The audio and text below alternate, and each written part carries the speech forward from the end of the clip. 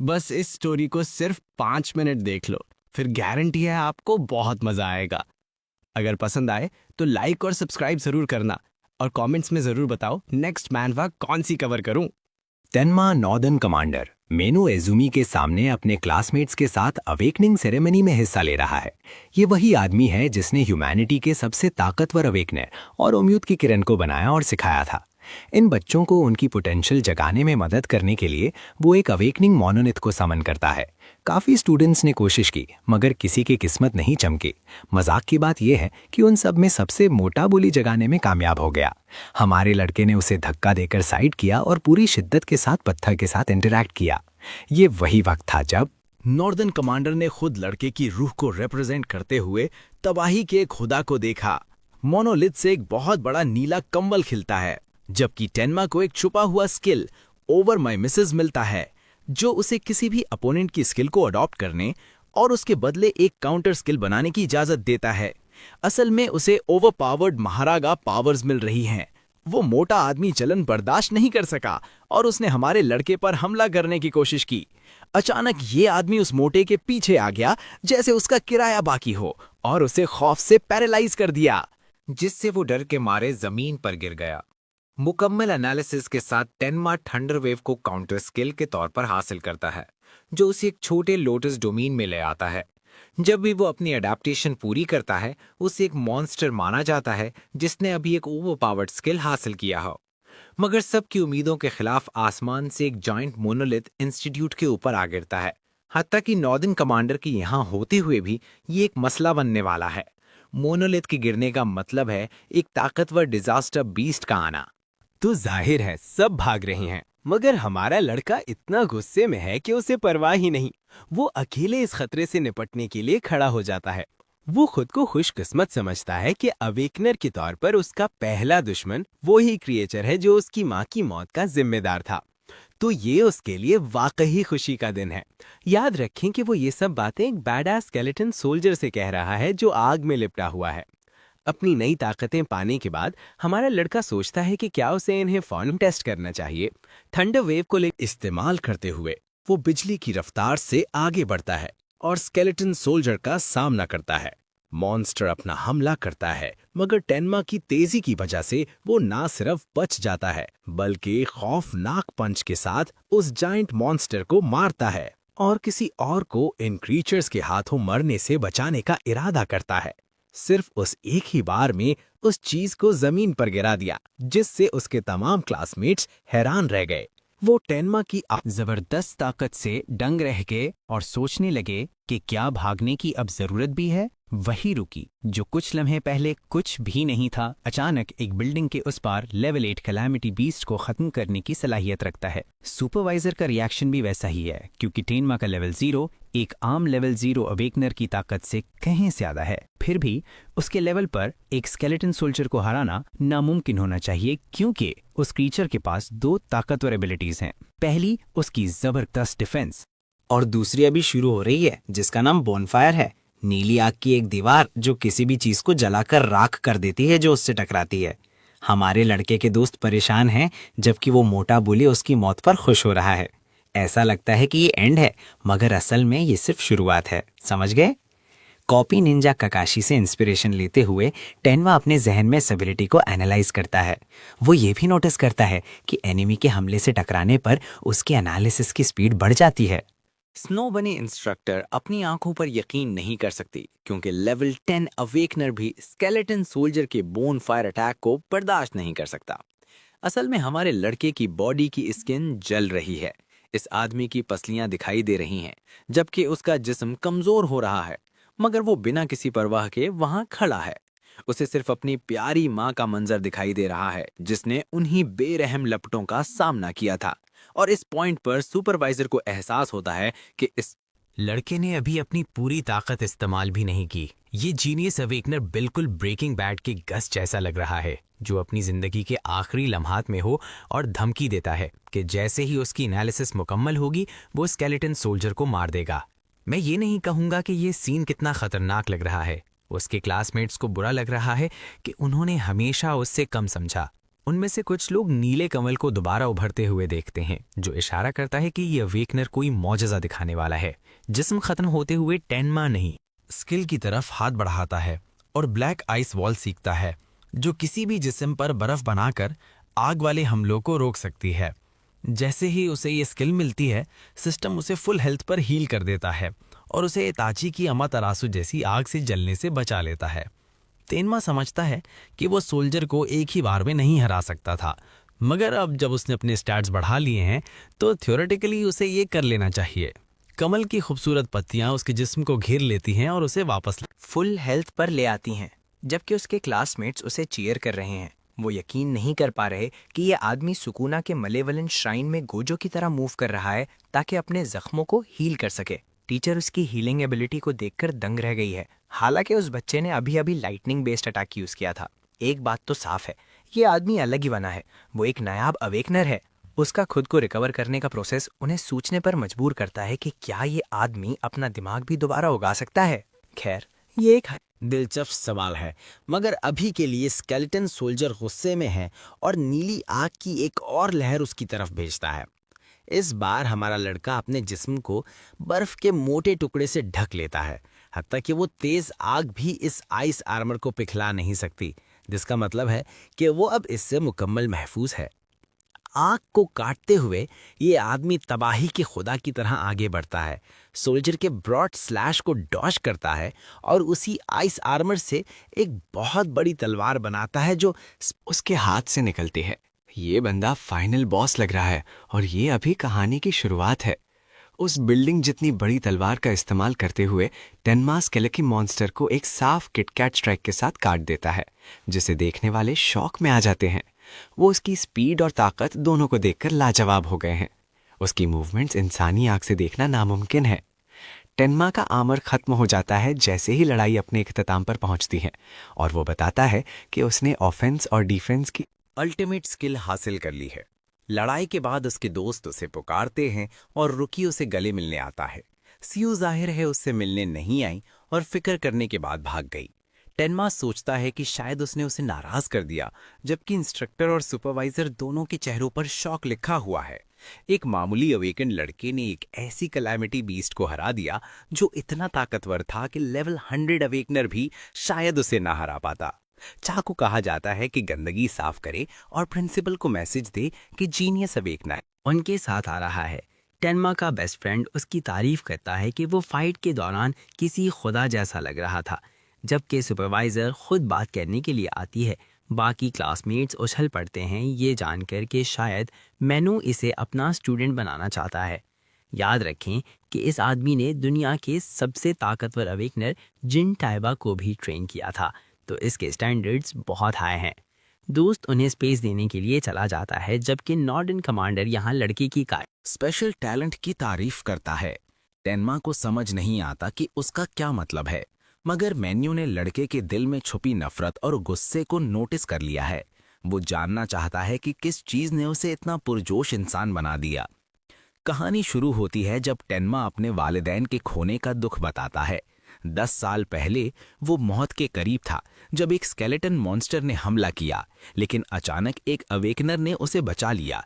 बदकिस्मती से उसने अपनी मां को अपनी आंखों के सामने राख होते देखा जब बोन फायर की आग उनका जिस्म खा गई। उन्होंने अपने बेटे को कहा कि अपना बाकी सफर पुरअज़्म होकर गुजारना। तब से लड़के के दिल में नफरत बढ़ गई और वो नफरत कैलामिटी बीस्ट्स के लिए थी। वो उन्हें ज़िबा करना चाहता था और डेमन ऑफ रूइन और इस जैसी बाकी नस्लों का खात्मा यकीनी बनाना चाहता था। वही नफरत अब भी टेनमा के रोते हुए चेहरे से जाहिर होती है। एक दिलचस्प डिटेल जो मेन्यू नोटिस करता है, अजीब बात यह है कि उसकी लेफ्ट आंख ने आंसू बहाना बंद कर दिया है, मगर राइट आंख अपने आप ये काम करती है। ये चीज भी उसकी माँ के जाने के बाद हुई थी। उसकी ये बात अब सुनने के बाद मेन्यू हमारे लड़के को एक ऑफर देता है और चाहता है कि उसे अपना स्टूडेंट बनाए और टॉप लीग में शामिल करे ताकि वो मॉन्स्टर्स को मार सके। सेवियर लीग एक ऐसी ऑर्गेनाइजेशन है जो खास तौर पर कैलामिटी बीस्ट से लड़ने और उन्हें खत्म करने के लिए बनाई गई है, जिसमें दुनिया के स्ट्रॉन्गेस्ट अवेकनर्स शामिल हैं। ये मॉन्स्टर्स को मारने वाली फौज की तरह है। इसके हर मेंबर को सेवियर कहा जाता है। इन लोगों को प्रॉपर रिसोर्सेज, वेपन्स और ट्रेनिंग दी जाती है ताकि इनाम हासिल कर सकें, बिल्कुल किसी जॉब की तरह। एक ट्रेनी सेवियर भी महाना 10,000 गोल्ड कमाता है और इस महंगाई में मैं तो 200 के लिए भी काम कर लूं। ये काफी बड़ी रकम है और ये सब सहूलतें कुछ उम्मीदों के साथ आती हैं। सेवियर्स को जब भी बुलाया जाए उन्हें कैलामिटी बीस्ट से लड़ना होता है। वो दुनिया को इनसे बचाने के लिए फ्रंट लाइन पर होते हैं। सच कहूं तो टेनमा को इनाम की परवाह भी नहीं है। वो सिर्फ शौक के लिए उन मॉन्स्टर्स को मारना चाहता है। भाई इस वक्त डूम स्लेयर बनना चाहता है। खैर, वो सेवियर बनने की ऑफर कबूल करता है। और पता चलता है कि हर फरवरी लीग एक एग्जाम लेती है जिसमें 10,000 लोग हिस्सा लेते हैं। पॉइंट्स मेरिट पर मिलते हैं, मगर सिर्फ टॉप 100 बेहतरीन कैंडिडेट्स को सेवियर बनने की इजाजत होती है। इससे हमारे लड़के को सबसे हाई स्कोर के बारे में तजस्सुस होता है। मिंटू को याद आता है कि टॉप स्कोर 1,15,000 पॉइंट्स था जो जिन टाइवा स्ट्रॉन्गेस्ट वॉरियर ने बनाया था। 11 साल से कोई उस रिकॉर्ड को छू भी नहीं सका और उसके पॉइंट्स का 50% भी हासिल करना एग्जाम में फर्स्ट प्लेस की जमानत है। टेनमा इस आदमी की इज्जत करता है कि वो ह्यूमैनिटी की हाय और इंसानों के लिए एक एब्सोल्यूट मॉन्स्टर है, मगर मैन्यू उसे यकीन दिलाता है कि अपने टैलेंट को जिन टैवान से कंपेयर करना अकलमंदी नहीं, क्योंकि वो अपनी अलग ही लीग में है। ताहम हमारे लड़के के पास ब्लू लॉक वाली ईगो है और वो उस रिकॉर्ड को तोड़ने का इरादा रखता है। अपनी बातों से मेन्यू को हैरान कर देता है। ये उसे टीवा जिन के साथ अपनी गुफ्तगू की याद दिलाता है, जिसने कहा था कि एक दिन कोई इंसान आएगा जो उसके टैलेंट से आगे निकल जाएगा। लगता है कि नया वेटा पुराने को रिप्लेस करने के लिए आ गया है। इस तरह की पोटेंशियल उसके सामने खड़े लड़के में मौजूद है। अगले सीन में वो स्टोन मॉन्यूमेंट्स के पास हैं, वो जो दो दुनियाओं के दरमियान रास्ता बनाते हैं। मॉन्स्टर्स को मारना काफी नहीं है, इन मॉन्यूमेंट्स को भी खत्म करना पड़ता है, वरना वो पैदा होते रहेंगे। उनके सामने वाली बिल्डिंग खास तौर पर ऐसे मॉन्यूमेंट्स को आइसोलेट करने के लिए बनाई गई है ताकि कैलामिटी बीस्ट्स भाग ना सकें। वो नए सेवियर्स के लिए ट्रेनिंग के तौर पर टेस्ट का काम कर सकते हैं, इसलिए ये एक ट्रेनिंग फैसिलिटी है। लीग की जुबान में इसे स्टेज कहा जाता है और अंदर वाले मॉन्स्टर्स को बेकाबू समझा जाता है। यही वजह है कि रुकीज या मारे जाते हैं जब वो इन मॉन्यूमेंट्स या स्टेज ट्रेनिंग ग्राउंड्स में दाखिल होते हैं, जिसे रुकी ग्रेवयार्ड का नाम दिया गया है। जिन टेवॉन ने शुरू में स्टेज को 3 मिनट में क्लियर किया था, जो उसका रिकॉर्ड है, तो मीनू उम्मीद कर रहा है कि हमारा लड़का उसी टेस्ट को सिर्फ 3 मिनट से कम में खत्म करेगा। तभी मीनू उससे ऑफिशियली अपना स्टूडेंट मानेगा। अगली सीन में मिन्नू अपने नए रुकी के साथ घूम रहा है जिसके बारे में सब बात कर रहे हैं। लोग इस आदमी को स्ट्रॉन्गेस्ट वॉरियर के लेजेंड से कंपेयर करने लगे हैं। वो समझ नहीं पा रहे हैं कि ये मिन्नू के साथ कंधे से कंधा मिलाकर कैसे चल रहा है। जब वो तरह तरह की बातें सोच रहे हैं, हमारा लड़का डिजास्टर लेवल को देखता है। इस स्टेज के लिए ये 10 है, स्केलेटन सोल्जर से 2 लेवल ज्यादा, जिससे वो सोचता है कि वो किस तरह के मॉन्स्टर्स का सामना करने वाला है। लोगों के चेहरों पर शौक देखकर टेनमा हैरानी से सोचता है कि यहाँ हर कोई किसी नॉर्मी जैसा क्यों लग रहा है जिसने कभी स्टेज के अंदर कदम नहीं रखा। रिसेप्शन वाली लड़की के पास जाकर वो स्टेज में दाखिल होने की रिक्वेस्ट करता है। वो उसे गाइड करती है और उसकी पार्टी के बारे में पूछती है, जिस पर हमारा लड़का कहता है कि वो अकेला है। कुछ देर खामोशी छा जाती है। रिसेप्शनिस्ट इसे बदतमीजी समझती है और सोचती है कि ये आदमी उस पर फ्लर्ट कर रहा है। भाई सीधा एंटी इरिस टेरिटरी में चला गया और उस लड़की को खो दिया। टेनमा को कोई आइडिया नहीं कि क्या हो रहा है। हत्ता के देखने वाले भी उसका मजाक उड़ा रहे हैं कि वो ईगो दिखाने की कोशिश कर रहा है। वजाहत के लिए वो अपना इरादा दोबारा बताता है कि वो उससे पटाना नहीं चाहता, वो बस स्टेज को दोबारा चैलेंज करना चाहता है। ये रिसेप्शनिस्ट वाली खुद को मलका समझती है और सोचती है कि वो बस शर्म से बचाने की कोशिश कर रहा है। वो अपना नंबर देने के लिए भी तैयार है ताकि इस बेवकूफ को हद से बढ़ने से रोक सके। वाकई गुस्सा होकर ये आदमी उसे धमकी देता है कि वो अपनी बात दोबारा नहीं दोहराएगा। तीसरी बार वो किसी चॉप्ड रिसेप्शनिस्ट में दिलचस्पी नहीं रखता, उसे सिर्फ अपने स्टेज मिशन की परवाह है। लड़के के अल्फाज से डरकर वो उसकी रिक्वेस्ट मान लेती है, लेकिन ये वाज़ेह करती है कि उसकी मौत का जिम्मेदार वो खुद होगा। टेनमा ब्रेसलेट उठाता है और अपने हाथ पर बांधता है, इस बात से तंग आकर कि उसे इस बोरिंग मसले से निपटना पड़ा। बाकी के लोग उसे बेवकूफ़ समझ रहे हैं कि उसने लड़की का नंबर नहीं लिया और टफ बन रहा है।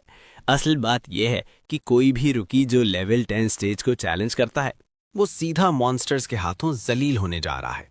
ये कैप इतना बड़ा है। इनमें से ज़्यादातर हेटर्स बस बुरा भला कह रहे हैं, लेकिन कुछ लोग टेनमा के गिफ्ट के बारे में क्यूरियस हैं और देखना चाहते हैं कि वो इसका इस्तेमाल कैसे करेगा। मसला यह है कि गिफ्ट होने के बावजूद उसका लेवल अभी भी 0 है, तो उनकी नजरों में वो मरा हुआ है। अपने काम पर फोकस करते हुए टेनमा ब्रेसलेट को अपनी डिटेल्स के साथ स्कैन करता है और दूसरी तरफ दाखिल हो जाता है। एडमिन वाले बोरिंग काम खत्म होने पर वो लड़ाई के लिए तैयार होने के लिए स्ट्रेच करता है। टाइमर शुरू होता है और साथ ही स्टेज को 3 मिनट में हराने का काउंटडाउन भी। ये आदमी किसी मॉन्स्टर की तरह आगे बढ़ता है, ये महसूस करते हुए कि ये जगह बहुत बड़ी है, भले ही ये आर्टिफिशियल हो। अपने पहले मॉन्स्टर एनकाउंटर के लिए उसका सामना लेवल 4 के कडामा से होता है, जो कि बहुत ही खराब शक्ल का कुत्ता लग रहा है। भाई ने इस चीज को एक ही तलवार के वार से काट दिया। याद है उसकी आइस मॉर्फिंग पावर्स, वो आसानी से बैटल एक्स और हर तरह के हथियार बना सकता है। एक कदामा के काटने के साथ ही बाकी भूखे मॉन्स्टर्स वहां पहुंच जाते हैं, जो पोकेमॉन का कोई खौफनाक वर्जन लग रहे हैं। बाहर आया अपने बाप के स्टाइल की सख्त मुखालिफत करती है। रुकीज के लिए चैलेंज करने के लिए और भी स्टेजेस थे, फिर भी उसने टेनमा को सबसे मुश्किल स्टेज पर भेजा। हकीकत यह है कि वो देखना चाहता है कि टेनमा आखिरकार जिन से आगे निकले, तो वो दोनों के रिजल्ट्स को कंपेयर कर रहा है। हता कि आया भी सोचती है कि अल्टीमेट वॉरियर को पीछे छोड़ना नामुमकिन है, क्योंकि उसकी लिमिट्स इंसानियत से परे हैं। लेकिन उसका बाप जानना चाहता है कि क्या वो इस राय से इत्तेफाक करती है। उसके लिए जिन शुरू में अच्छा लगा था, लेकिन फिर उसने उस आदमी को लेवल 97 कैलामिटी बीस्ट को ऐसे मारते हुए देखा जैसे वो कुछ भी ना हो। उसकी आंखें ठंडी और हिसाबी थीं, बिल्कुल किसी खुदा जैसी। ऐसा लगता है कि ये आदमी शानो शौकत से इंसानी नस्ल से आगे निकल चुका है और खुद एक देवता बन गया है। जबकि ये सच है, मेन्यू दलील देता है कि वही पोटेंशियल टेनमा में भी दिखाई देता है, लेकिन उस लेवल तक पहुंचने में थोड़ा वक्त लगेगा। जिन एक खुदा है जो इंसानियत का सेवियर है, लेकिन टेनमा एक डीमन लगता है जो अपनी ही नफरत में घिरा हुआ है, जिससे वो दोनों बिल्कुल मुताजाद ताकतें बन जाते हैं। वापस स्टेज पर हमारे लड़के ने कदामा ग्रुप को आसानी से खत्म कर दिया है। बदकिस्मती से उसकी ओवर माइमेसिस एबिलिटी इन कमजोर क्रीचर्स को स्कैन करने के लायक भी नहीं समझती। अचानक भाई को महसूस होता है कि कोई उसके पीछे है और वो फौरन एक स्लैश के साथ जवाब देता है। हैरत की बात है कि उसे मारना भी आसान था। टेनमा सोचने लगता है कि क्या ये डिजास्टर लेवल 10 क्रीचर सब कमजोर हैं? लेकिन ये सही नहीं हो सकता, वरना ये स्टेज को रुकी ग्रेवयार्ड नहीं माना जाता। यहाँ जरूर कुछ ऐसा है जो वो नहीं जानता, और वो बिल्कुल सही है। Systemic B rank skill self regeneration detect करता है और एनालिसिस साइकिल शुरू हो जाता है। हमारा लड़का इसकी उम्मीद नहीं कर रहा था, क्योंकि वही क्रीचर जिससे उसने काटा था दोबारा खड़ा हो जाता है और जमीनी बिलों के साथ हमारे लड़के पर हमला करता है। कटने के बावजूद वो क्रीचर उस जख्म से दोबारा ठीक हो गया। ये कोई हैरत की बात नहीं कि इस मॉन्स्टर को मारना मुश्किल क्यों है। लेवल 10 की ताकत पर खड़े होकर तन्मा ब्लैक आइस वॉल एक्टिवेट करता है और अपने दोनों हाथों को तेज धार स्पाइक से कवर कर लेता है। उसका मकसद क्रीचर को इतना नुकसान पहुंचाना है कि वो रीजनरेट करने के काबिल ना रहे। जब वो उससे लगातार अपनी 2 तलवारों से काट रहा है, वो साथ ही अपने दिमाग में एनालिसिस प्रोसेस भी चला रहा है। एक जबरदस्त फ्लैश मॉन्स्टर के सर को 2 हिस्सों में काट देता है। लेकिन ये भी उससे मारने के लिए काफी नहीं है। टेनमा उसे काटने में मजा ले रहा है। यहाँ मॉन्स्टर वो खुद है जो उसे फाड़ देना चाहता है ताकि वो दोबारा जुड़ ना सके। इस आदमी ने मॉन्स्टर को इतने कट्स लगाए कि आप सोचेंगे कि उसने सुकुना का डोमेन एक्सपेंशन देख लिया है। मॉन्स्टर टुकड़े टुकड़े होकर फट जाता है और लड़ाई खत्म हो जाती है, जो कि अच्छी बात है क्योंकि टेनमा का माना ब्लैक आइज स्किल स्पैम करने की वजह से खत्म हो रहा है। लेकिन प्लॉट ट्विस्ट, ये चीज छोटे टुकड़ों से भी फुल हेल्थ पर वापस आ जाती है, परफेक्ट सेल से इंस्पिरेशन लेते हुए। मायूस होकर टेनमा हर हमले से बचता है। हैरान है कि वो एक जिद्दी मॉन्स्टर से निपट रहा है। अच्छी बात यह है कि जितनी बार ये क्रीचर रीजनरेट होता है, उसकी एनालिसिस स्पीड मजीद बढ़ जाती है, लेकिन लड़ाई उस पर हावी होना शुरू हो गई है। यहाँ तक कि वो माना बचाने के लिए ब्लैक आइस यूज नहीं कर रहा। अक्लमंदी ये है कि वो स्पीड का इस्तेमाल करे और एनालिसिस मुकम्मल होने का इंतजार करे। लेकिन सबसे बुरी बात यह है कि वक्त भी खत्म हो रहा है। देखा जाएगा कहते हुए वो आखिरी कोशिश के तौर पर थंडर वेव के साथ ब्लैक आइस वॉल एक्टिवेट करता है।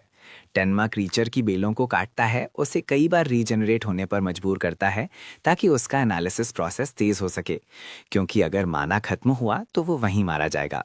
फिर भी अगर ये उसका लेवल है तो उसे मरने में कोई मसला नहीं, क्योंकि वो एक नकली इम्पोस्टर नहीं बनना चाहता। आखिरी स्लैश मारते हुए टेनमा अपना गुस्सा निकालता है ताकि क्रीचर का सर काट सके। बदकिस्मती से खेल खत्म, उसका माना खत्म हो चुका है। और जैसे ही ये हुआ, उसके जिस्म में चीज के स्लाइस से ज्यादा सुराख हो गए। ये उसका आखिरी चांस है, क्योंकि मिमेसिस प्रोसेस कंप्लीट होने वाला है। ये वाहिद चीज है जो उसके आर्सेनल में माना नहीं मांगती। जैसे ही ये मुकम्मल होता है, नीला कमल दोबारा उभरता है और सेल्फ रीजनरेशन से लोटस बर्स्ट हासिल करता है। मॉन्स्टर उसे दोबारा काटने की पूरी कोशिश करता है, लेकिन लोटस बर्स्ट इफेक्ट एक्टिव हो रहा है, जो आसपास के तमाम माना को एक धमाकेदार तबाही में बदल देता है। मिमेसिस के कंप्लीट होने पर टेनमा के सारे जख्म खुद ब खुद ठीक हो जाते हैं। मॉन्स्टर शॉक में देखता है और जैसे ही हमारा लड़का ताली बजाता है, लोटस असली तबाही मचा देता है। ये डिस्ट्रक्शन आसपास की हर चीज को जला देती है और क्रीचर को राख में बदल देती है। आखिर में टेनमा अपने हमले के धमाके से जख्मी दिखाई देता है। ये लड़ाई में उसका आखिरी ट्रम्प कार्ड था। वैसे उसने ये तबाही सिर्फ 1/3 1/3 मैना खर्च करके मचाई, जो उसने माय मिसेस के जरिए वापस हासिल किया था। अब उससे छोटे मॉन्स्टर्स को तबाह करने में कोई मुश्किल नहीं होगी। साथ ही ये कंफर्म हो गया कि मिमेसिस स्किल में माना और हेल्थ दोनों को बहाल करने की सलाहियत है। एक टुकड़ा बाकी रह जाता है, जबकि बाहर की दुनिया में अफरा तफरी मची हुई है। रिसेप्शनिस्ट उस रुकी के लिए परेशान है जो अंदर गया था और रेस्क्यू टीम बुलाने की भीख मांगती है। हत्ता कि आया को भी उम्मीद नहीं थी कि हमारा लड़का लेवल 10 मॉन्स्टर से हार जाएगा। बड़ा मसला स्टेज को 2 मिनट से कम में क्लियर करना है। अचानक स्टेज ये रिवील करता है कि एक नया रिकॉर्ड बन गया है, जिसने सबकी उम्मीदों को हिला दिया। 11 साल का रिकॉर्ड इत्सुकी टेनमा ने तोड़ दिया है, जिसने इसे सिर्फ 2 मिनट और 14 सेकंड में क्लियर किया। जब वो स्टेज से बाहर निकलता है तो ये आदमी ऐसा लगता है जैसे किसी जंग से आया हो। उसके सारे हीटर्स अब फैंस बन चुके हैं, क्योंकि इस अंडरडॉग ने जिन के रिकॉर्ड को पूरे 1 मिनट के फर्क से तोड़ दिया। हमारा लड़का मिनू के पास आता है और सवाल करता है कि क्या वो उसका शागिर्द बनने के काबिल है। वो आदमी वाकई मुतासर है और अपने नए डिसेबल की तारीफ करता है। ये उन नायाब लम्हात में से एक है जब आया ने अपने बाप को ऐसे मुस्कुराते हुए देखा। तमाशाई समझते हैं कि ये सब इज़ूमी का कमाल था, जिसने अपने स्टूडेंट को जिन का रिकॉर्ड तोड़ने दिया। लेकिन कहानी ये बिल्कुल नहीं है। रिसेप्शनिस्ट अपनी पहले वाली हरकत पर शर्मिंदा होकर आती है। वो नया रिकॉर्ड बनाने पर उससे गिफ्ट देती है, जिसकी हमारे लड़के को उम्मीद नहीं थी। वो उस पर गुस्सा भी नहीं करता कि वो एक रेकलेस न्यूबी के लिए परेशान थी। इस बार भाई के अल्फाज वाकई उस पर असर कर गए, जिससे वो शर्मा गई। दूसरी तरफ आया हमारे लड़के को चीढ़ती है और याद दिलाती है कि बस अपने बाप का स्टूडेंट बनने पर ज्यादा हवा में ना उड़े। मेन्यू सोचता है कि ये लेवल उसके टैलेंट के हिसाब से बहुत आसान है, तो अब डिफिकल्टी बढ़ाने का वक्त है। वो मानता है कि सही स्टेज उसके लिए एडवांस स्टेज है। एक जरूरी बात, लेवल सिर्फ डिजास्टर बीस्ट के खतरे को जाहिर नहीं करते। सबसे अहम फैक्टर असल में उनकी स्पीशीज है, क्योंकि कुछ में दिमाग नहीं होता, जबकि दूसरों में इंसानों से भी ज्यादा इंटेलिजेंस होती है। उन मॉन्स्टर्स से निपटना आम डिजास्टर बीस्ट्स के मुकाबले में कहीं ज्यादा मुश्किल होता है। देखा जाए तो अवेकनर्स और डिजास्टर बीस्ट्स एक ही तरह काम करते हैं। इंसानों के पास अलग जॉब्स होती हैं जो उनकी ताकत दिखाती हैं, जबकि मॉन्स्टर्स की स्पीसीज उन्हें अलग करती हैं। एडवांस्ड स्टेजेस में ज्यादा अक्लमंद मॉन्स्टर्स होते हैं। उन्हें सेम लेवल पर भी हराना आम मॉन्स्टर के मुकाबले में बहुत मुश्किल है। टेनमा की अगली मंजिल नॉर्दर्न स्टेज के डिस्ट्रिक्ट 4 में है और उससे एहसास होने लगा है कि अब तक वो सिर्फ उन बेकार क्रीचर्स को मार रहा था, जिनमें उसे हराने के लिए बुनियादी अकल भी नहीं थी। ये जानते हुए कि इंटेलिजेंट स्पीशीज दर्द महसूस कर सकती हैं, टेनमा बहुत खुश है और ऐसे मॉन्स्टर्स को टॉर्चर करने के लिए पूरी तरह तैयार है। भाई नए शिकार मिलने पर अपना खौफनाक ऑरा भी निकालता है। भीड़ का रिएक्शन जबरदस्त है, क्योंकि लोग जिनके 11 साल पुराने रिकॉर्ड के टूटने के बारे में बात करना बंद नहीं कर पा रहे। फिर भी एडवांस्ड स्टेजेस सख्त होते हैं और डिस्ट्रिक्ट 4 में सब कुछ एक ही आदमी कंट्रोल करता है। कई अवेकनर्स एडवांस स्टेजेस चैलेंज करने गए, लेकिन वहां से गायब हो गए। अफवाह है कि वहां एक खुफिया असैसिन है।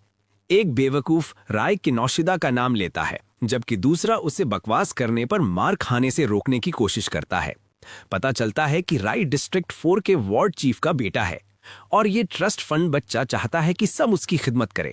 डिस्ट्रिक्ट 4 के सारे स्टेजेस उसी के हैं और वहां इंतजार करना सिर्फ बेकार न्यूबीज का काम है। चेस्ट बॉक्स खोलते हुए टेनमा को वैसे ही पत्थर मिलता है जो उसे स्टेज पर मिला था। मेन्यू हैरान है कि उसे ये मिला क्योंकि ये डिजास्टर बीस्ट को मारने के फौरन बाद हुआ। दोनों पत्थरों में एक अहम फर्क है। एक हरा ग्रीन दिखाई देता है, जो आया को वाकई हैरान कर देता है क्योंकि ये इंटरमीडिएट क्वालिटी का माना जाता है। टेन्मा जानना चाहता है कि कर्मा स्टोन असल में क्या है और पता चलता है कि ये बेसिकली एक एक्सपीरियंस स्टोन है। मॉन्स्टर्स को हराना या वीकनेस को मारना कर्मा पैदा करता है, या जिसे हम एक्सपीरियंस पॉइंट्स कहते हैं। वो आखिरकार लेवल बूस्ट करने के जिम्मेदार होते हैं। इस मामले में कर्मा स्टोन एक ऐसी चीज है जिसमें पहले से वो कर्मा मौजूद होता है और इसे अब्सॉर्ब करके यूजर अपना लेवल काफी बढ़ा सकता है। सबसे अजीब बात यह है कि स्टेज के अंदर कर्मा स्टोन कुदरती तौर पर कैसे बन गया। मास्टर मेन्यू कहते हैं कि ये जरूर टेन्मा के गिफ्ट के जेरे असर हुआ होगा, जिससे वो दोनों दंग रह गए। जाहिर है हराए गए दुश्मन का कर्मा जीतने वाले के अंदर अब्सॉर्ब हो जाता है, लेकिन ये हकीकत के टेन्मा डू डिजास्टर बेस्ट्स को मारने के बाद भी लेवल अप नहीं हुआ बताती है कि वो कर्मा एब्जॉर्ब नहीं कर सका। मेन्यू की थियरी ये है कि अब तक टेन्मा ने मॉन्स्टर्स मारकर जो कर्मा हासिल किया वो उसके बजाय आसपास के अवेकनर्स ने एब्जॉर्ब कर लिया। लेकिन स्टेज मुख्तलिफ है, वहाँ कर्मा एब्जॉर्ब करने वाला कोई और नहीं है और टेन्मा अपना कर्मा खुद एब्जॉर्ब नहीं कर सकता। इसीलिए वो जबरदस्ती पत्थर की शक्ल में जम गया। लेकिन आया परेशान है कि हमारा लड़का फंस गया है। क्योंकि वो लेवल अप ही नहीं कर सकता, उसका बाप उससे टेन्मा से उसकी स्किल के बारे में पूछने से रोकता है। आखिरकार ये एक राज होना चाहिए। खैर मीनू मशवरा देता है कि अगर लड़का इसका फायदा उठाना चाहता है तो पत्थर बेच दे। ज़ाती तौर पर वो 5 बर्रे आज़मों के लीडर्स के साथ मीटिंग के लिए कुछ वक्त के लिए बाहर जा रहा है। उसकी बेटी इस दौरान टेन्मा का ख्याल रखेगी। ताहम वो कुछ ज़रूरी बातें कहकर जाता है। टेन्मा को कहा जाता है कि वो शागिर्द होने की बात राज रखे और उसे ये हिदायत भी दी गई कि वो किसी को अपने गिफ्ट की डिटेल्स न बताए। तीसरी बात, टीचर चाहता है कि उसके आने से पहले वो कम से कम 6 एडवांस स्टेजेस क्लियर करे। और आखिर में टेन्मा को पूरी आज़ादी दी गई है कि वो अपनी ताकत के साथ जो चाहे करे। रुकी इन ऑर्डर्स को कबूल करता है और सीन नॉर्डर्न डिस्ट्रिक्ट की तरफ कट हो जाता है। कुछ अवेकनर्स इस बात से तंग हैं कि उन्हें जगह नहीं दी जा रही, हालांकि उनकी बारी है। राजे किनोशिरा के गार्ड्स यहाँ उसके लिए जगह रिजर्व करने खड़े हैं और बच्चों को दफा होने का कह रहे हैं। अवेकनेस कुछ बड़ी बातें करते हैं और रागी को एक अमीर बिगड़ा हुआ बच्चा कहते हैं, जिसे जल्द ही गिल्ड में रिपोर्ट कर दिया जाएगा। लेकिन लगता है उसने गलती कर दी, क्योंकि वही बंदा उड़कर करीबी दीवार में जा रखता है। इस मस्कुलर आदमी पर फौरन बी रैंक अर्थ स्पाइक से हमला किया जाता है, लेकिन उसका नतीजा 0 डैमेज निकलता है। इस आदमी का चेहरा मेटालिक हो जाता है, जबकि ब्लॉन्ड लड़का ये समझने से कासिर है कि वो टेक्निक जो आसानी से मॉन्स्टर्स के आर पार हो सकती है वो भोग इस मसल फ्रीक को कोई नुकसान क्यों नहीं दे सकी। वो बड़ा आदमी उसके दोनों हाथ पकड़ता है और फिर जबरदस्त हेडबट मारकर उसे बेहोश कर देता है। एक लेवल 7 और लेवल 8 अवेकनर दोनों ही राज के दौड़ी गार्ड का कुछ बिगाड़े बगैर ढेर हो गए। ये आदमी टकारू ओगा है, जो रियू के सबसे ताकतवर 4 आदमियों में से एक है और वो लेवल 12 का मेटल बेंडर है। ये लोहे का बंदा सबको याद दिलाता है कि जो कोई भी राज के ऑर्डर्स के खिलाफ बगावत करेगा वो मारा जाएगा। वो नहीं चाहता कि बाकी लोग इन दोनों अवेकनर्स को ले जाएं। वो उन्हें टॉर्चर करने का पूरा प्लान बना रहा है। उसका दोस्त टकेरू को मशवरा देता है कि वो थोड़ा हाथ हल्का रखे क्योंकि लोग देख रहे हैं। अचानक कोई बहुत तेजी से उसकी तरफ आता है। उस आदमी का जिस्म सीधा टेन्मा के हाथों में गिरता है। आसपास खड़े सब लोग टेन्मा को कोई लूजर समझते हैं, जिसने अभी अपनी मौत के परवाने पर साइन कर दिया है। हत्ता कि ये बंदा भी उसे राजी के ऑर्डर्स तोड़ने पर इडियट कहता है और आखिरी वार्निंग देता है। मगर टेन्मा अच्छी तरह जानता है कि उसे स्टेज में दाखिल होना है और टकारू ही उसकी वाहिद रुकावट है। एडा हायर अप्स को सूरत हाल रिपोर्ट करती है, मगर हमारा लड़का मामले को अपने तरीके से संभालने का इरादा रखता है और अपने टीचर की बात याद करता है कि जो सही लगे वही करो। वो जख्मी को उसके हवाले करता है और एक खौफनाक ऑरा निकलता है, बावजूद इसके कि वो लेवल 0 अवेकलर है। टकारू को यकीन नहीं आता कि इस लेवल 0 रुकी में उसके सामने खड़े होने की हिम्मत है। लेकिन अजीब बात यह है कि उसे एक खास किस्म का दबाव महसूस होता है, जिससे वो सोचता है कि शायद इस बच्चे के पास कोई गिफ्ट है। अपने स्टार्ट्स पर भरोसा करते हुए टकारू अंधाधुंध यकीन करता है कि उसका पलरा भारी है, मगर तभी उससे जोर का झटका लगता है। वो देखता है कि हमारा लड़का पागलों वाली तेजी से हमला करता है और टेन्मा का मुक्का इस आदमी के चेहरे को चूम लेता है। देखने वाले अचानक खामोश हो जाते हैं। रुकी की स्पीड समझ ही नहीं पाते। खुशकिस्मती से टकेरू पंच लगने से पहले खुद को मेटलाइज कर चुका था, इसलिए कोई जख्म नहीं आया। अपने हाथों को धात यानी मेटल से कवर करके वो अपनी भारी मुक्के बरसाता है। अपनी ओपोनेंट की स्पीड की तारीफ करता है, लेकिन टेन्मा की ताकत में कमी को भी हाईलाइट करता है। हमारा लड़का तेजी से बचता है, ये जानते हुए कि उसने एक ताकतवर अपोनेंट पर सरप्राइज अटैक करने का वाहिद मौका गंवा दिया है। इस वक्त उसका बेहतरीन तरीका थंडर वेव पर भरोसा करना और उसे मजीद बढ़ाना है। जिसके लिए थेनमा बैकग्राउंड में मेटलाइजेशन प्रोसेस एक्टिवेट करता है। मेटलाइजेशन स्किल इतनी खतरनाक है कि मिमीसिस के इफेक्ट्स हासिल कर सकती है, जिसका मतलब है कि हमारा लड़का अब हाथ हल्का नहीं रख सकता और उसे सीरियस होना पड़ेगा। तेनमा समझता है कि नॉर्मल अटैक्स काम नहीं करेंगे, बस उसे काफी नुकसान पहुंचाने के लिए तकेरू की खाल को टारगेट करना होगा। वो चेहरे पर किक मारने के लिए तैयारी करता है, मगर टकारू ऐन वक्त पर उसे ब्लॉक कर लेता है और इस कमजोर लड़के की ताकत और स्पीड की कमी पर तनकीद करता है। लेकिन दरअसल ये हमारे लड़के की स्ट्रैटेजी है। वो अपने अपोनेंट को अपनी मैक्स स्पीड प्रोटेक्ट करने का आदी बना रहा है ताकि बाद में थंडर वेव को अपग्रेड कर सके। टकैरू पूरी तरह धोखा खा जाता है। लाइटनिंग एलिमेंट का इस्तेमाल देखकर दंग रह जाता है। इस बार हमारा लड़का अपनी स्पीड को इस पागलपन की हद तक बढ़ा देता है कि वो यहाँ दर्जनों मुक्के मार रहा है और वाकई हर एक कनेक्ट भी कर रहा है। बैकग्राउंड में एनालिसिस प्रोसेस चल रहा है, जबकि तमाशाई समझने लगे हैं कि ये रुकी एक से ज्यादा स्किल्स यूज कर सकता है। तकेरो के पास मेटलाइज करने का कोई मौका नहीं बचा। वो बस यही सोच सकता है कि इस बच्चे ने अपनी रैंक के हिसाब से इतनी स्पीड कैसे हासिल कर ली। उसके जिस्म पर इतने मुक्के बरस रहे हैं कि वो दूसरों को मदद के लिए बुलाने की आवाज भी नहीं निकाल सकता। ये बंदा मुश्किल में है और आखिरी कोशिश के तौर पर वो अपना ट्रम्प कार्ड निकालने का फैसला करता है। जाहिर है ट्रम्प कार्ड अपनी शर्ट फाड़ के अपनी डेमोनिक बैग दिखाना है, लेकिन सच में भाई फुल शाइनी मोड में चला जाता है और खुद को पूरी तरह मेटलाइजेशन में ढक लेता है। ये पहली बार है कि वो इस हद तक मजबूर हुआ कि उसे ये स्किल यूज करनी पड़ी। उसके तमाम मेटालिक हिस्सों को 50% डिफेंस बूस्ट मिलता है और अगर वो हरकत ना करे तो मजीद 50% बूस्ट मिलता है। वैसे मुझे अच्छा लगा कि हम वाकई कह सकते हैं कि इस बंदे के जिगरे अब टाइटेनियम के बने हैं। खैर, टेक्रो इस लेवल तक इवॉल्व होने पर शुक्रगुजार है और वो रोकी को एक आसान मौत देने का इरादा रखता है। लेवल 12 को क्रॉस करने वाली डिफेंस के साथ बाकी लोग सोचने लगते हैं कि क्या उसी लेवल का कोई बंदा इसकी डिफेंस तोड़ सकता है, लेकिन 1-2 मिनट में इसे कोई फर्क नहीं पड़ेगा क्योंकि एनालिसिस प्रोसेस तकरीबन मुकम्मल हो चुका है। हमारा लड़का कैजुअली बताता है कि टकारू ने अपने सारे पॉइंट्स डिफेंस में लगा दिए और माना स्टार्ट्स को पूरी तरह भूल गया। टकारू बुरा भला कहने की एक्टिंग करता है, लेकिन अंदर से वो जानता है कि रुकी का अंदाजा सही है। तन्मा इस आदमी को यकीन दिलाता है कि उसे उसका मामला खत्म करने में कोई दिलचस्पी नहीं है, बल्कि वो लड़ाई को एक पल में खत्म कर देगा। नीला कंबल पैदा होता है जो टेनमा की ताकत में एक और एवोल्यूशन लाता है। खूबसूरत लोटस खिलता है और तमाशाइयों को हैरान कर देता है, हालांकि उन्हें कोई आइडिया नहीं कि ये प्यारी सी चीज मेटल मैन को कैसे हराएगी। इसके मुकम्मल होने के साथ टेनमा क्लियर ऑर्ब पियर्सिंग ट्रू स्फीयर हासिल करता है। ये डिफेंस को इग्नोर करने वाली एबिलिटी है जो पक्का डैमेज देती है। वाहिद मसला रेंज और स्पीड का है। ये बहुत स्लो है जिससे लोग आसानी से इससे बच सकते हैं। ये टेनमा को ऐसी सिचुएशन में डाल देता है जहां उसे उस डिफेंस को तोड़ने के लिए अटैक को टाइम करना पड़ेगा, जिस पर तकेरू को इतना नाज है। स्किल एक्टिवेट होते ही हमारे लड़के के स्टार्ट्स मजीद बढ़ जाते हैं जैसे ही वो पियर्सिंग ऑर्ब बनाता है। इस फासले से भी टेनमा पुरएतमादी से अपने ओपोनेंट को ये अटैक डॉज करने का चैलेंज देता है। टेनमा की परफॉर्मेंस देखकर तमाशाइयों में जोश आ गया है और वो सोच रहे हैं कि अब वो क्या करने वाला है। पियर्सिंग बॉल आहिस्ता से उनकी आंखों के सामने से गुजरती है।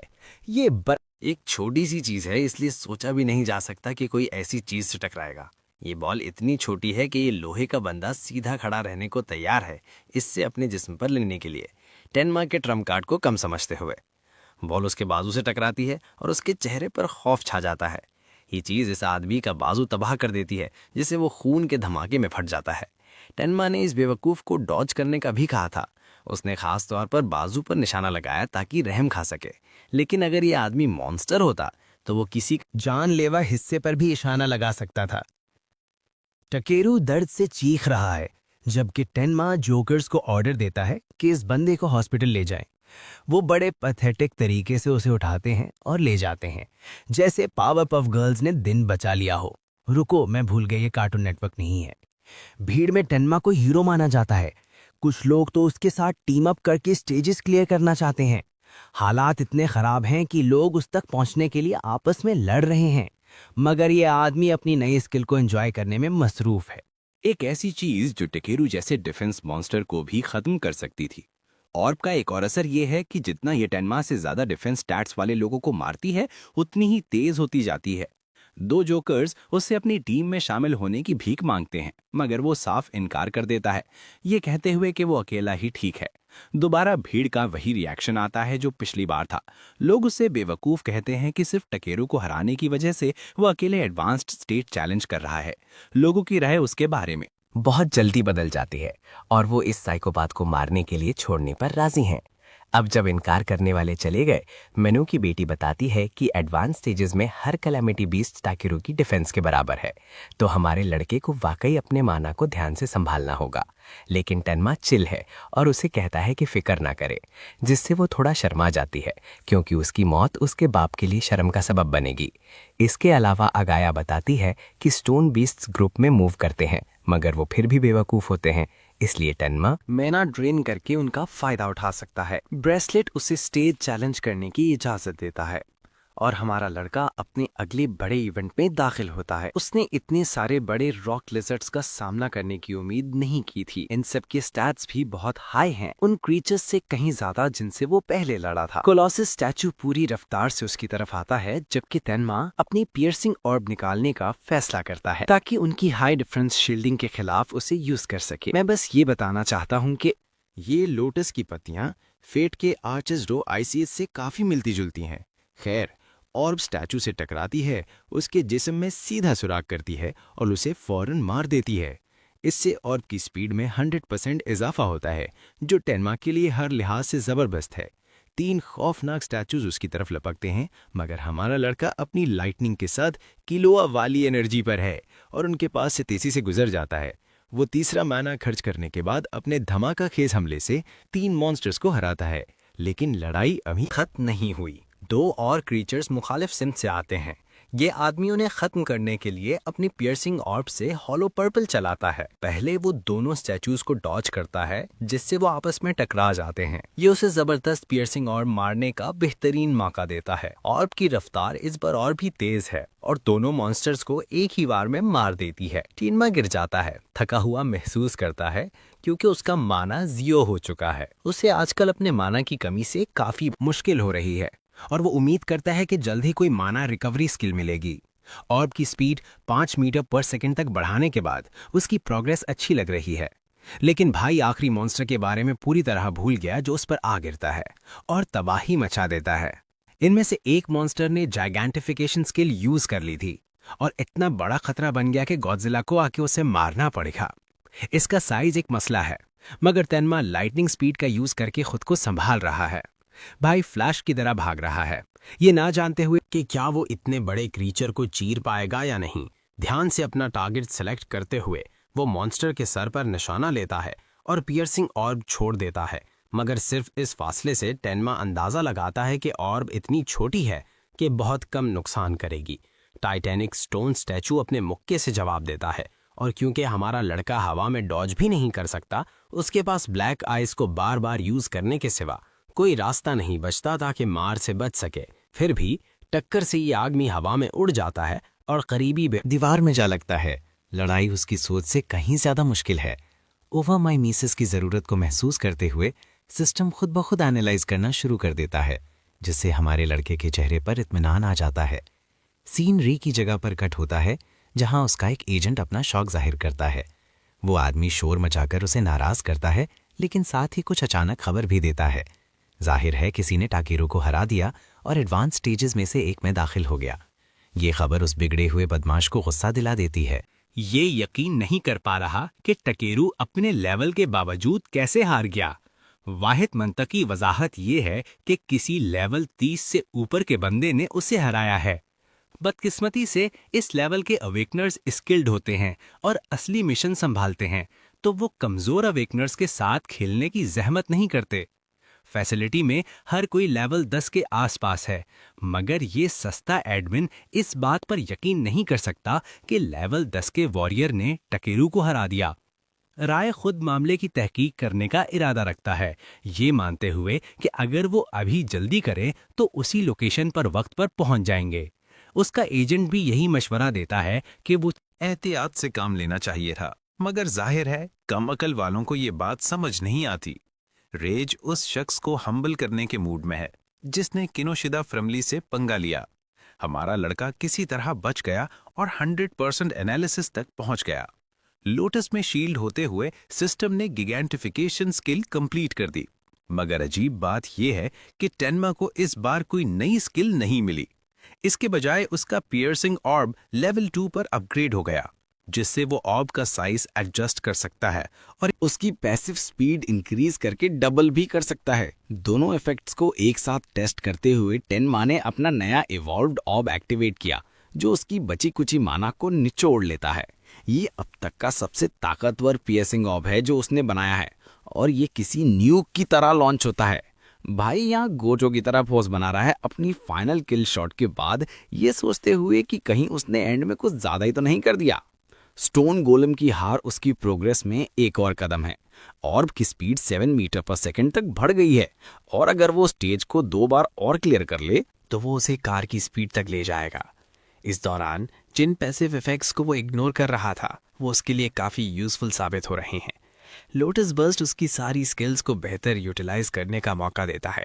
मतलब जब तक वो लोटस बर्स्ट के पैसिव इफेक्ट को बफ कर सकेगा, उसके पास इतनी पावर होगी कि वो हजारों मीटर दूर से मॉन्स्टर्स को स्नाइप कर सके।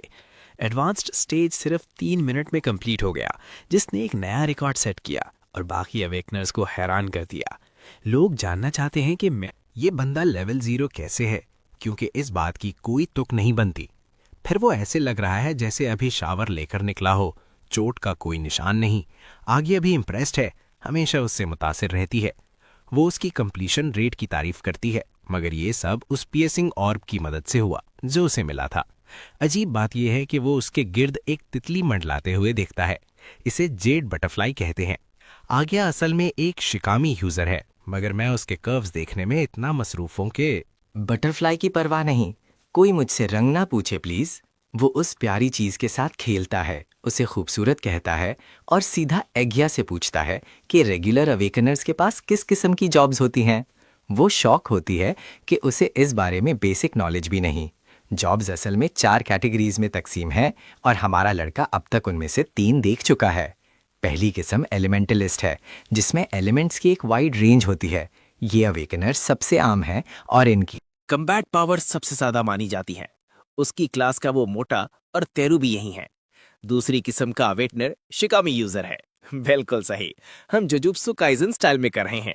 शिकामी पैदा होते ही अपने मास्टर के साथ रहते हैं, इसीलिए उसके पास अपना एक है। 2 टाइप्स क्लियर करने के बाद वो सवालों का इंतजार करती है। हमारा लड़का ये देखकर हैरान रह जाता है कि उसकी जेड बटरफ्लाई का लेवल उससे भी ज्यादा है, जिससे वो उसके विटर्न होने पर सवाल उठाता है। भाई ने बिना कोई बात छुपाए उस बेचारी की ईगो को तबाह कर दिया और कोशिश भी नहीं की कि बात संभाल ले। आज्ञा पावर के बारे में उसकी गलतफहमी दूर करती है, बताती है कि शिकामी हमेशा अपने मास्टर से हायर लेवल के होंगे। मगर ऐसी सूरत में तेनमा का दिमाग हिसाब लगाता है कि लड़ाई में शिकामी के मास्टर को टारगेट करना बेहतर है। उस लम्हे वो उससे आती हुई नेगेटिव ऑरा महसूस करके डर जाती है। खैर, वो बाकी लोगों के इंट्रोड्यूस होने का इंतजार करता है। तीसरी किस्म एक पुरस्कार जॉब है जिस पर बहुत कम मालूमात दस्तयाब हैं। ये वो किस्म है जो हमारे लड़के के पास है, जिसे ऑर्डरर कहते हैं। मसला ये है कि इन लोगों की एबिलिटीज मुख्तलिफ होती हैं। ब्लू लोटस स्टेन व उन अवेकनेस से अलग हैं जो साइज बदल सकते हैं या शैडो क्लोन्स बना सकते हैं, क्योंकि नारुतो भी यहाँ है। हर जॉब कैटेगरी के स्किल्स C से S तक रैंक किए जाते हैं 4 ताकत के पिरामिड्स में, मगर ऑर्डर ब्रेकर्स को Z कैटेगरी स्किल्स के साथ क्लासिफाई किया जाता है, जो बाकी सबसे मुख्तलिफ हैं। इसकी वजह यह है कि ऑर्डर ब्रेकर क्लास को उनकी यूनिक स्किल्स की वजह से इज्जत दी जाती है, और जिस लम्हे ओपोनेंट को ऑर्डर ब्रेकर की एबिलिटी समझ आ जाए, वो अपना सबसे बड़ा फायदा खो देते हैं। यही वजह है कि मैन्यू, उसके बाप ने एगिया को मना किया था कि वो हमारे लड़के की एबिलिटीज के बारे में ना पूछे। टेन्मा ऑर्डर ब्रेकर्स में भी इर्रेगुलर है, क्योंकि उसने खुद देखा कि वो 3 मुख्तलिफ स्किल्स यूज कर रहा था, जिनमें से 2 एलिमेंटलिस्ट से रिलेटेड थीं। टेन्मा अब थोड़ा परेशान हो रहा है कि वो सिर्फ उसके बारे में बात कर रही है। तो वो चौथी किस्म की जॉब के बारे में पूछता है जो उसने नहीं देखी। इस बारे में वो एक लफ्ज बताने से इनकार कर देती है, ये कहते हुए कि ये सजा है क्योंकि वो सब कुछ अपने तक रखता है। जाने से पहले अज्ञा उसके इरादों के बारे में पूछती है और पता चलता है कि टेनमा उसी एडवांस स्टेज को बार बार क्लियर करेगा। वो इस बेवकूफ को याद दिलाती है कि स्टेजेस के अपने कूल डाउन पीरियड्स होते हैं, तो वो कम से कम 2 दिन तक वहां नहीं जा सकेगा। ये वाकई एक रुकावट है कि कूल डाउन्स होते हैं और उसने इस बारे में सोचा ही नहीं था, इसीलिए राइड इन्हें अपने पास रखता है। और क्योंकि हमारा लड़का अपना पियर्सिंग ऑर्ब अपग्रेड नहीं कर सकता, वो सोचता है कि कम से कम लोटस बर्स्ट को ही अपग्रेड कर ले। तो वो एक अलग स्टेज मांगता है जहां डिजास्टर बीस्ट्स की तादाद ज्यादा हो। वॉलमार्ट माकी जेनिन को याद आता है कि एक ऐसी जगह है, हालांकि डिजास्टर बीस्ट्स का लेवल ज्यादा हाई नहीं है, मगर वहां मॉन्स्टर्स की भरमार है। वो जायंट लोकस्ट्स का एक झुंड है, कम से कम 100 के करीब। वाइड रेंज स्किल के बिना ये स्टेज सरदर्द है, इसलिए वो उसे कोशिश करने से मना करती है। ये ना जानते हुए कि हमारे लड़के के पास explosive detonation skill lotus burst पहले से है, वो लगातार वार्निंग्स को नजरअंदाज करता है, जबकि बाकी लोग उसका प्लान सुनकर शॉक होते हैं कि वो लोकस स्टेज को फतह करना चाहता है। वो पहले ही कांप रहे हैं कि रियागी अपना बदला लेने जल्द पहुंच जाएगा और वो उसके आने से पहले निकलना चाहते हैं। उस कमीने की बात करें तो वो उसी जगह पहुंचता है सिर्फ ये जानने के लिए कि उनका टारगेट किसी और लोकेशन पर भाग गया है। ये यकीन करना मुश्किल है कि किसी ने इतने कम वक्त में स्टेज क्लियर कर लिया।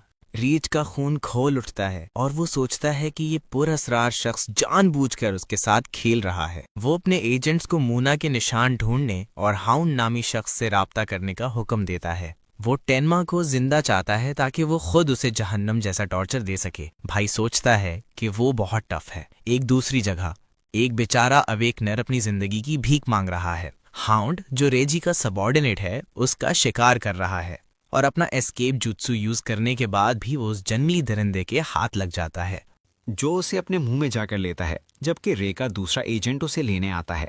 मुंह में दबाया हुआ बंदा अभी भी जिंदा है, ये सवाल करते हुए कि उन्होंने उसे ट्रैक कैसे किया। इस शख्स के पालतू कुत्ते की सूंघने की हिस्स कमाल है, जो किसी भी टारगेट को आसानी से ढूंढ लेता है। इस आदमी को चार्ल्स दी हाउंड के नाम से जाना जाता है और वो रागी की तरफ से अपने टारगेट को खत्म करने आया है।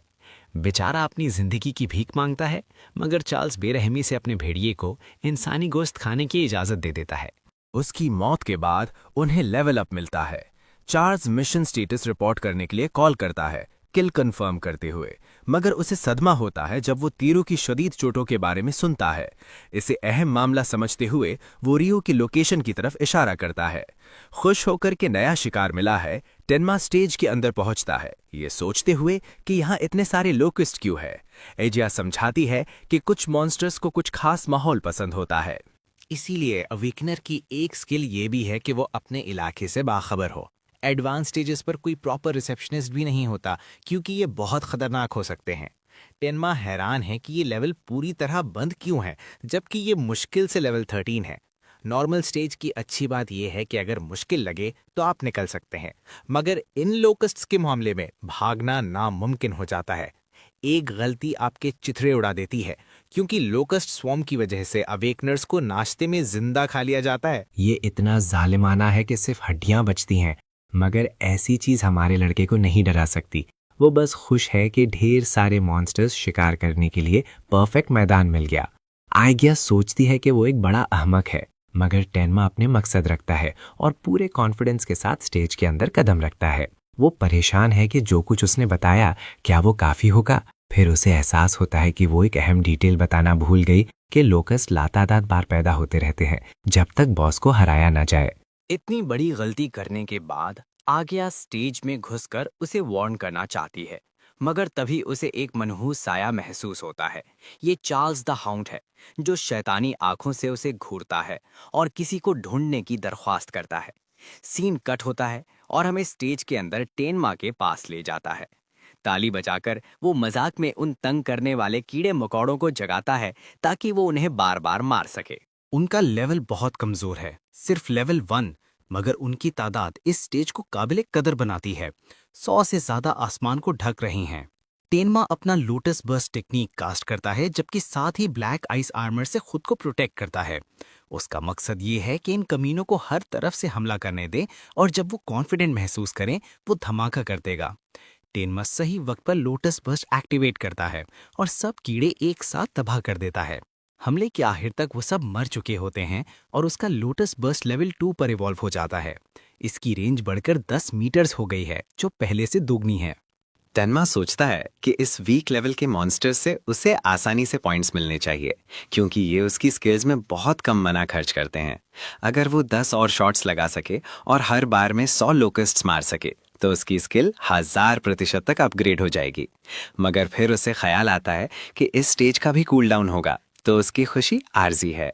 टेनमा अपना ब्रेसलेट चेक करता है, हैरान होता है कि स्टेज क्लियर का प्रॉम्प्ट क्यों नहीं आया।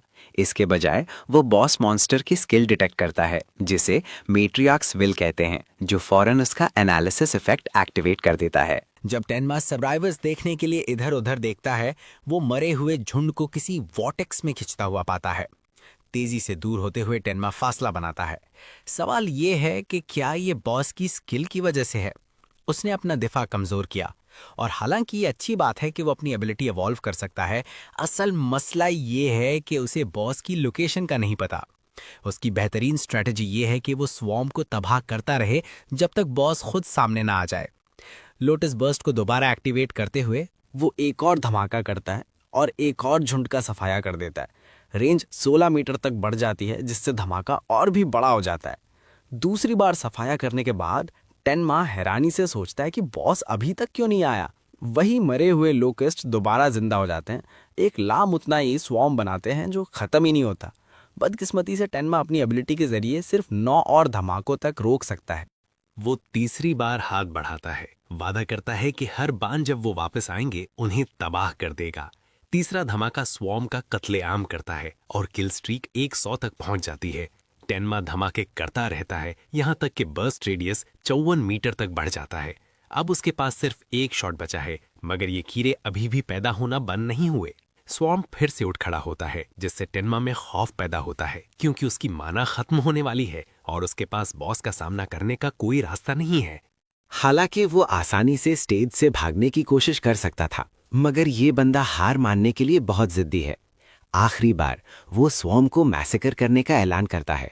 लोटस बर्स्ट अब तक के सबसे बड़े धमाके में फटता है, जिससे हमारा लड़का बुरी तरह थक जाता है। स्वॉर्म बस फिर से उठ खड़ा होता है और एनालिसिस प्रोग्रेस अभी तक मुकम्मल नहीं हुई। इस लम्हे उसे एहसास होता है कि उसने वाकई गलती कर दी, क्योंकि क्वीन के पास इन्फिनिटी ब्रीडिंग एबिलिटी है। मतलब जीतने का वाहिद रास्ता उसे मारना है। मगर वो 0 माना पॉइंट्स के साथ ये कैसी करेगा? खुशकिस्मती से उसका एनालिसिस रेट मुकम्मल हो जाता है।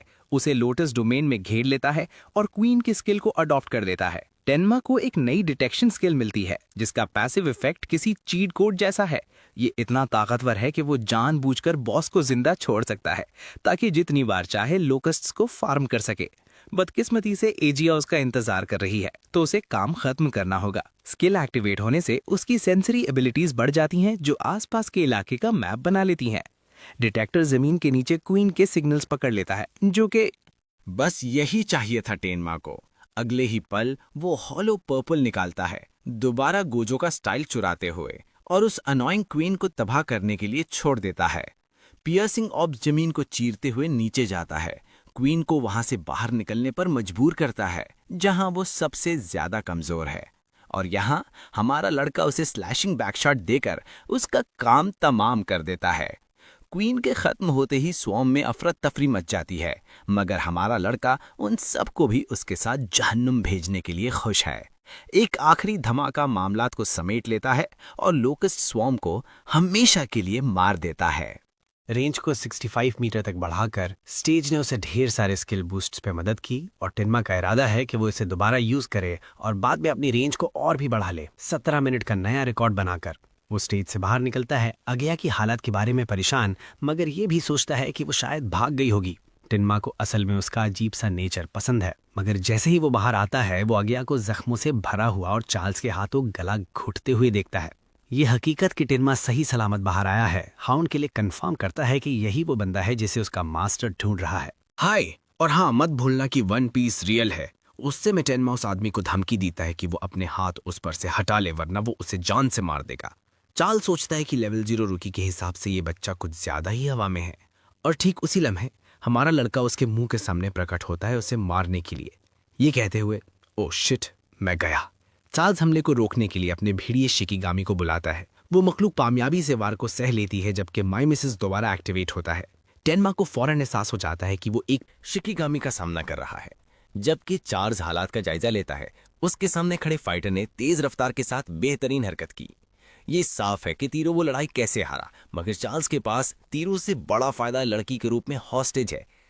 टेनमा उसकी जिंदगी के लिए डरता है और ध्यान बंटने का नुकसान उठाता है जब शिकीगामी उसके मुंह पर हमला करता है।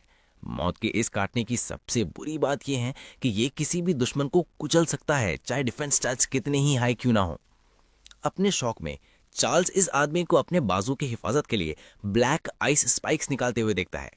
हाय, टेनमा अपना दूसरा हाथ एक जानलेवा किल शॉट चार्ज करने के लिए यूज करता है। पियर्सिंग स्फीयर एक ही बार में शिकामी को तबाह कर देता है, उसे फौरन मार देता है। अब जबकि उसने मौत को खुद मार दिया है, उसका अगला टारगेट चार्ल्स है, जो कि निपटने में बहुत आसान होना चाहिए। तजुर्बाकार अवेकनर समझ जाता है कि ये रूकी शिकामी यूजर के रिस्पॉन इफेक्ट से बेखबर है। डेथ के पास रिस्पॉन डिजायर नाम की बी रैंक एबिलिटी है जो इसके जिंदा होने का वक्त बहुत कम कर देती है। टेनमा का ध्यान बटा हुआ है तो वो मखलूक उस पर अपने खुले हुए तेज दांतों से हमला करने की कोशिश करती है, मगर कोई फिक्र नहीं क्योंकि मोनोसिंस ने पहले ही इस नतीजे की पेशगोई कर दी थी।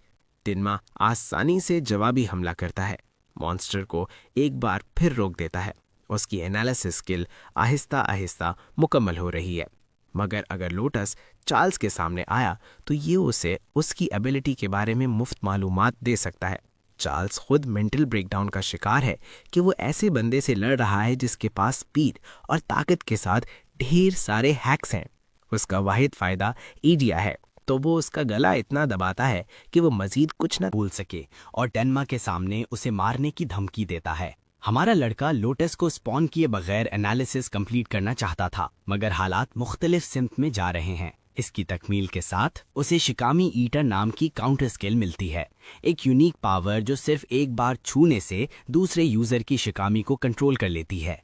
ये एक बेहतरीन काउंटर है, मगर क्योंकि हमारे लड़के ने जानबूझकर अपनी स्किल का लोटस स्पॉन इफेक्ट कैंसिल कर दिया, उसे कोई ऑटो रिकवरी मंशूब एक्यूमुलेशन को ही बोलता होगा। इफेक्ट नहीं मिला, ये उसे छोड़ने की कीमत है। अच्छी बात यह है कि वो फिलहाल जख्मी नहीं है, तो उसे वैसे भी इसकी ज़रूरत नहीं।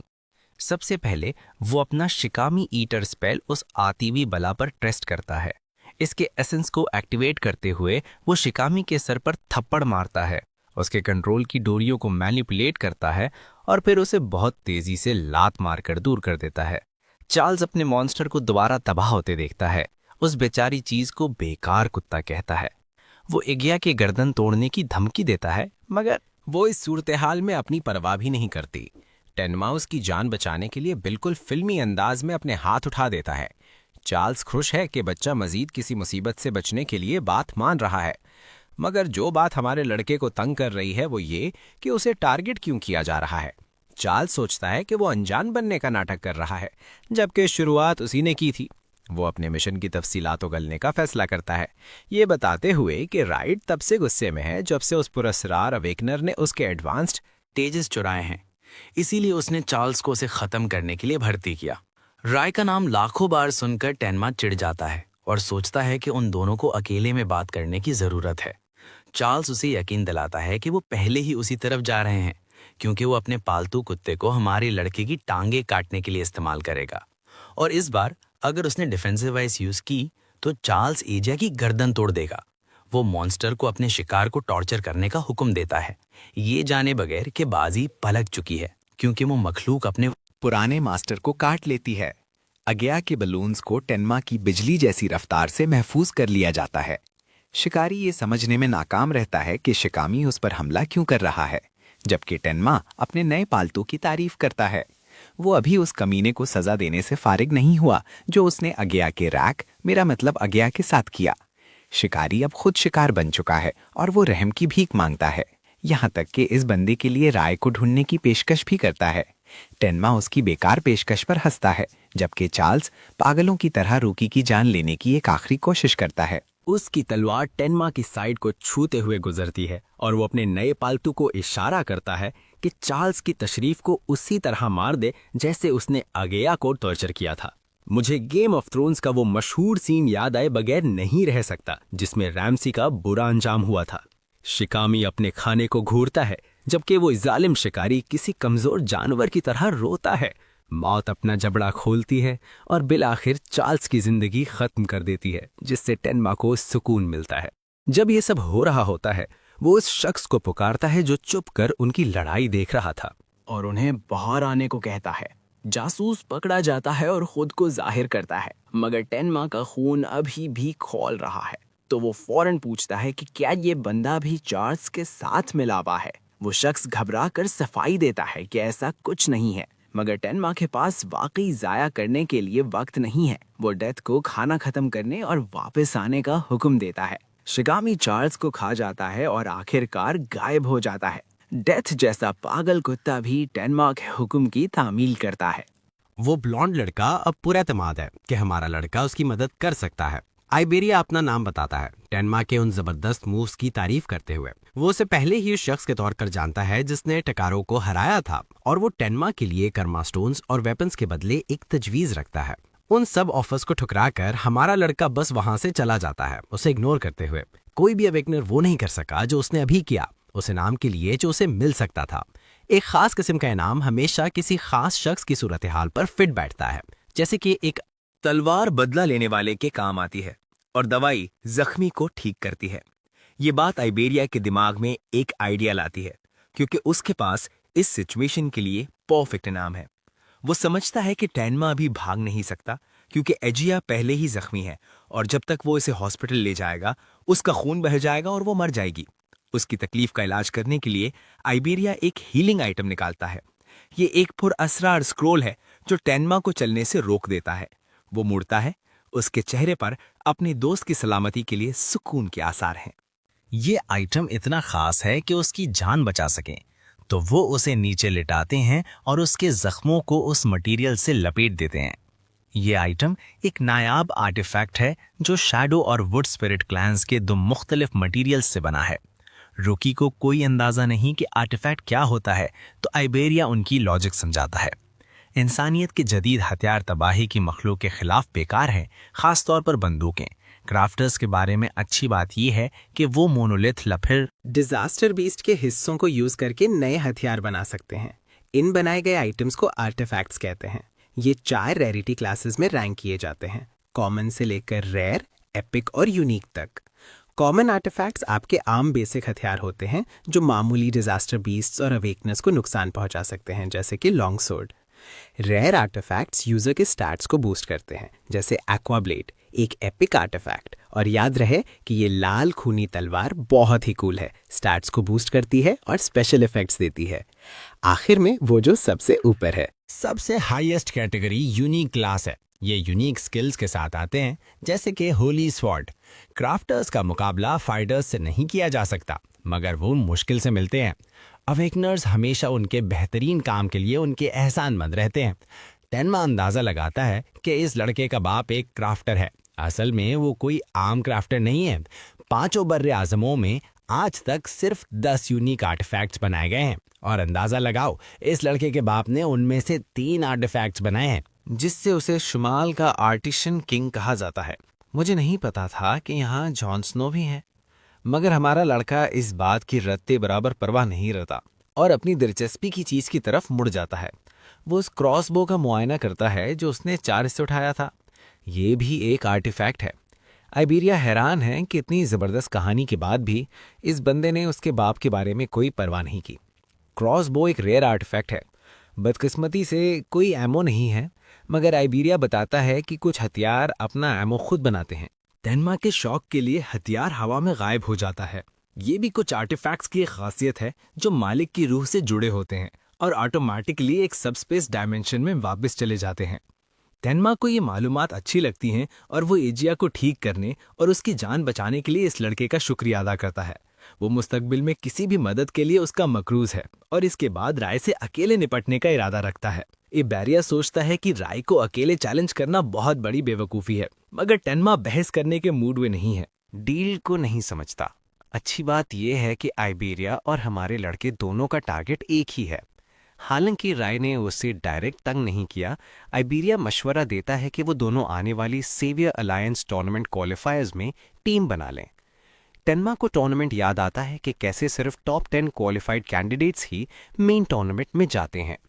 ये भी वजह है कि वो टेस्ट तक अपने आप को तैयार करने के लिए लगातार एडवांस स्टेजेस स्पैम कर रहा है।